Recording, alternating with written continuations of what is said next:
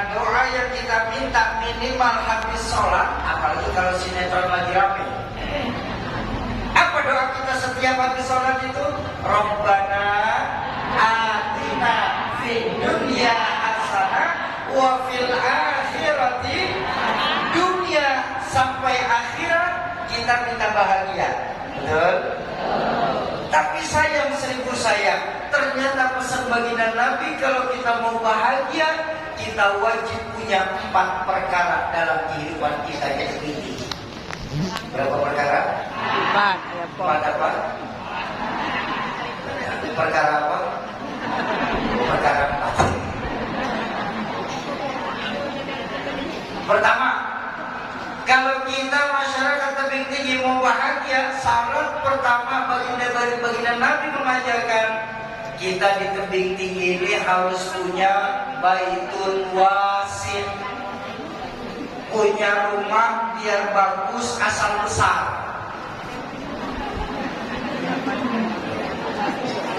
Bu, memangnya salah punya rumah bagus besar? Di mana rumah kita sesungguhnya sebagai muslim? Di masjid. Memang mau tidur di masjid? Di kubur. Memang mau di kuburan sekarang? Loh, kita masih ada di tebing tinggi. Kau udah ngomong di masjid, ngomong di kubur, kejauhan. Rumah kita adanya di hati kita, Bu. Ayo kita tengok betapapun besar rumah kita, miliaran mungkin kita pegang uang, hektaran mungkin kita punya tanah, tapi kalau hati kita kecil, sempit rasanya itu. Saya minta maaf, saya minta itu.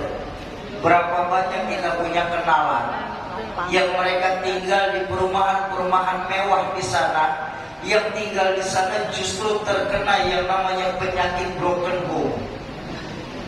Penyakit tidak betah di rumah. Broken home. Suami kemana, istri kemana, anak kemana. Rumah bagus-bagus yang nempatin pembantunya saja. Ada begitu yang seperti itu? Banyak. Tapi mohon maaf ya, saya saksikan hari ini saudara-saudara saya di tebing tinggi, subhanallah, rumah walaupun kecil, alhamdulillah punya, alhamdulillah.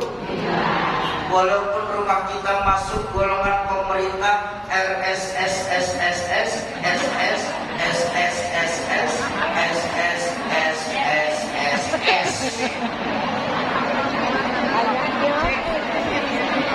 Rumah yang sangat-sangat sederhana sekali, sampai sempit, sehingga selonjoran saja sampai susah.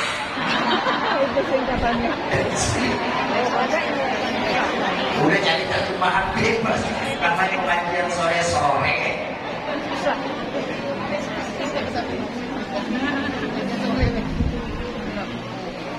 Saudara-saudara saya di sini, subhanallah, rumah yang walaupun kecil, alhamdulillah ada. Di rumah antara suami, istri dan anak masih bisa bertukar cerita, Pak, setiap hari. Ini priceless. Di rumah masih ada yang mau membaca Al-Quran. Di rumah ketika ibu masak saat ngaduk sayur masih membaca sholawat. Di rumah kalau ada tetangga yang datang membutuhkan pertolongan langsung dibantu. Di rumah saat sepertiga malam terakhir masih ada yang bangun untuk sunnah tahajud. Allahu Akbar. Besar saya yakin rasanya itu rumah. Ya Bu, Bu, saya tahu suami ibu sering bangun tengah malam kan ya? Ngapain? Bikin malam. Bikin repot malaikat. Oke, Atin udah siap-siap kirain mau tahajud kamar mandi.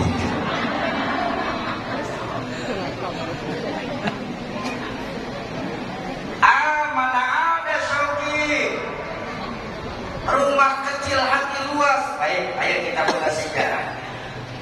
Junjungan kita, suri tauladan kita di dunia ini, baginda Rasulullah Sallallahu Alaihi Wasallam, tercatat dalam sejarah menggunakan tinta emas rumah baginda Nabi itu tidak lebih dari 3 kali 4 meter saja.